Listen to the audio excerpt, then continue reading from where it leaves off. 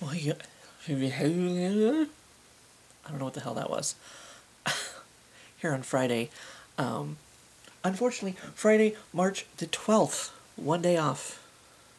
One day off. Friday the 13th would have been perfect because I fell asleep. Actually, we'll be going into the 13th. Saturday the 13th, not Saturday the 14th. That's a completely different movie. But no, I fell asleep most of the day, and I thought maybe I can get this posted around midnight because that'd be a good time to talk about horror movies, right? Because I picked up a few from my local Walmart here, so I thought I'd do a quick, horror movie pickup. Because the one that actually started it was Jack in the Box. I just happened, I don't know, I was walking by the $5 bin, and this little guy was like upside down, staring out at me, and I'm like, what movie is that? So I had to look into it. You know, he's coming out of the what was the thing from Hellraiser? I don't know. Or it could be the Rambaldi box from that Alias TV show. That also was a golden box. But anyway, Hellraiser is Pennywise or something. Meets Pennywise. It even says Hellraiser on the back. Hellraiser meets Pennywise. When a vintage Jack in the Box is unearthed and donated to a museum in the heart of the woods, it's not long before staff members Casey Reynolds has reason to believe the creepy clown doll inside has a life of its own. As Casey discovers his colleagues are dying one by one, will he find a way to end the nightmare, or will he too fall victim to the box's curse? So, but yeah, this was actually the one that started it because I bought this the other day, a few days ago, when I was in Walmart, and then I was like, well, I don't want to do a pickup. I don't want to do a pickup video for one movie. So I ended up, as I was leaving today, I checked my account, and my at least my state tax return was in my account. So I'm like, what better time to go out there and buy some movies? Because one of the other ones that I had looked at the other day was this one called The Village in the Woods, and I kind of wanted to buy this one, but I'd forgotten for a few days, and then I was like, oh yeah, I should go pick that up since I have movies. Walmart has movies. I have money on occasion that I can actually spend on movies. So it works out. It's perfect. The Demon Awakens. Awakes. I think those words mean the same thing. That is a crazy bitch face right there. That almost sells the entire fucking movie without even knowing what the fuck it's even about. I don't know who that actress is, but she's going to be my favorite. I can tell you right now. An atmospheric tension builder. Unless you can't stop laughing at the crazy bitch face, I guess. I don't know, I suppose. Depending on which way you take it. Deep in forgotten woods, once again, that must be where the clown box comes from, lies a village at the center of which stands the Old Harbor Inn. This rotten pub is the target of an inheritance fraud by young couple Jason and Nikki. Tempted by promises of easy money, Nikki pretends to be the inn's sole heiress. On arrival, they find the villagers welcoming and friendly, perhaps a little too much so. Always there, always smiling, always watching. The couple do their best to continue the scam, but things start to go very wrong. Their paranoia slowly builds to terror as unsettling and grim events unfold. The village in the woods is not all it seems. They have crazy bitches. Maybe a birdemic. I don't know. But, so, that just kind of seemed interesting enough of a story. And then, yeah, I turned it over and saw that. I was like, okay. Because it's kind of one of those movies, every once in a while you get those movies that, like, obviously these people are scamming, you know, they're being fraudulent, they're being kind of bad people, and then they get in a bad situation, and it's kind of, sometimes it's interesting to watch a movie like that, because you're like, well, I mean, they are scamming these people, and you kind of want them to pay for it, but at the same time, like, I don't know, you kind of start to care for your main characters sometimes, or maybe just like fucking kill them, I don't know, in the worst way possible. So I don't know. It's kind of like, I think Dead Birds was one of those movies where the people were like not very good people, but then like they started dying, and you're like, wait a minute, I care about the bad people. Sometimes movies can do that to you. They can tear out your heart. Um, Now going back to another, it's well, I mean, not exactly. I mean, a Jack in the Box, whatever. It's kind of the same theme as Killer Toys or Toys of Terror. Toys of Terror. Now I have always going back to even Full Moon's Puppet Master series. Those are ones that I used to watch as a kid. And Chucky, Chucky was one of my favorites. I just found out the other day that Sci-Fi is doing a Chucky TV series. I might have known that. Maybe it got delayed due to the pandemic. I don't know. Whatever. But they're moving forward with it now. But anyway, so toys coming to life and murdering people. Even Krampus. Krampus ended up not being as scary as I wanted it to be. Like, I thought it was going to be like a creepy movie, but it's still kind of... I enjoyed it for what it was. It was a little bit cheekier, I guess. A little bit. I can't think of the word that I'm trying to come up with right now, but you know what I mean. It ended up not being. It was a little bit more on the goofy-ish side. Than I mean, I guess it had its moments of both. But so toys coming to life and killing people. My sister used to have these dolls that were in the middle of the one room. My house that I grew up in used to be apartments, so there was like two front rooms. So the one room was basically used for nothing, just kind of storage, whatever. And my sister set up a shelf in there, and put her dolls on it. So there's kind of like this empty room, almost empty room in the house that I have to walk through with, these almost nothing in it but these dolls, and it's kind of, I don't know, maybe that's where it came from, I don't really know, but so toys coming to life and murdering people and being evil has always kind of been, a thing for me. So, killer toys for girls and boys. Just before Christmas, young siblings Zoe and Franklin and their family move into a secluded mansion with a dark past. Maybe it's the the end from the previous thing. It's all these movies tie together. They're all in the same universe. Who knew? While the adults focus on renovating the place, the bored kids find a toy chest hidden in the attic, and are delighted when the toys inside magically come to life. But bizarre events soon begin to take place, events that threaten the family's safety. Christmas dawns with gifts piled under the tree, but soon the body count rises and blood starts to flow. This original scary tale will have you screaming for the holidays. So, I've had this conversation with my friend Tanya, over at Tanya Mills, or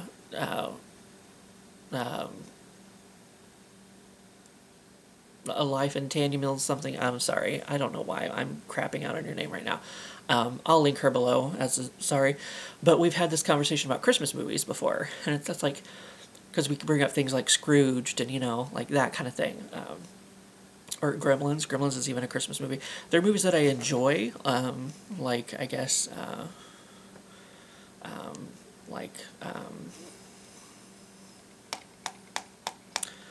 this is what I get for falling asleep all day. Home Alone. There it is. Classic. Or even like National Lampoon's Christmas Vacation. I'm kind of, that one's okay. That one's okay. But there's these movies that I like.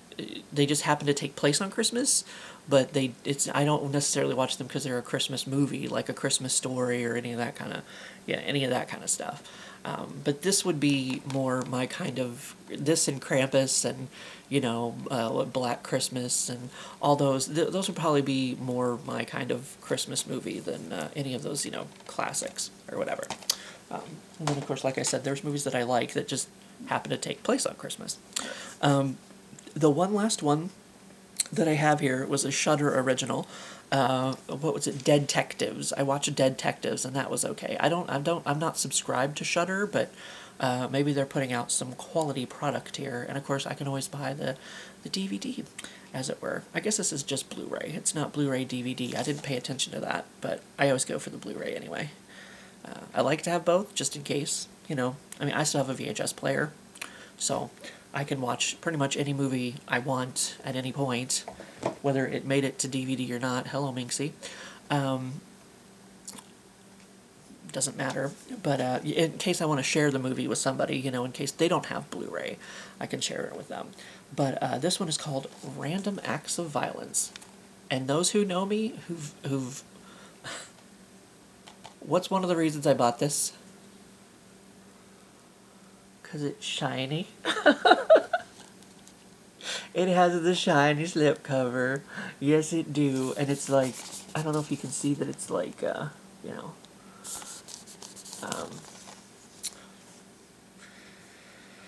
it's not all flat. I can't think of the word that I'm looking for. But not perforated, that's something else. But it's like part of it is raised, part of it is raised up. So, and it's shiny. Random Acts of Violence is apparently truly terrifying, according to the Daily Dead. Comic book writer Todd Walkley, and it deals with, you know, comic books and comic conventions and whatever and blah blah blah. So I thought maybe there'd be some like nice tongue-in-cheek like nerdy jokes in there too at the same time maybe. His wife, assistant, and best friend are heading to New York Comic-Con when bad things start to happen. People start getting killed. It soon becomes clear that a crazed fan is using his Slasher Man comic as inspiration for the killings. And as the bodies pile up and Todd's friends become victims themselves, he is forced to face the killer and put an end to his notorious comic once and for all. So, and the slipcover is so shiny. I'm a sucker for it every time. Oh crap, what is that movie? The other Christmas movie that I bought specifically because it had the shiny slipcover. Oh my god, brain. Thump, think.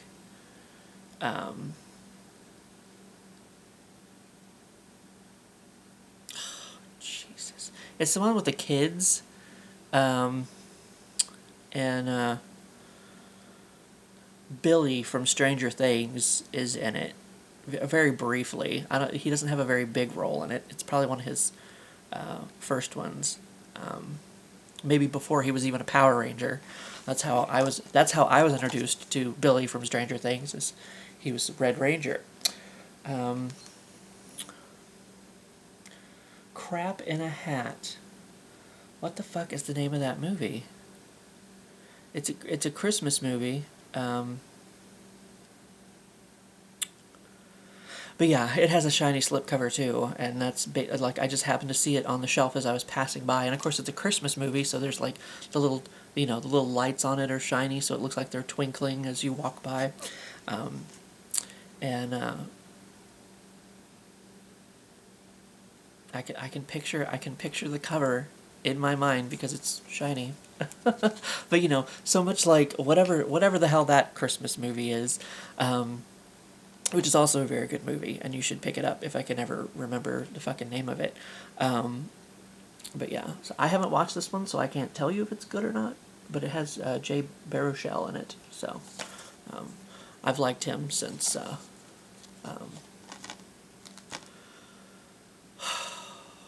Why do I do this to myself? Why do I do this to myself? I can't even think of the title of the last fucking thing that I was... Undeclared. It was a very short-lived sitcom on Fox many years ago. He was like the main. I think. Yeah, well, I mean, it was kind of an ensemble cast, but I think he was kind of like our main character, kind of thing.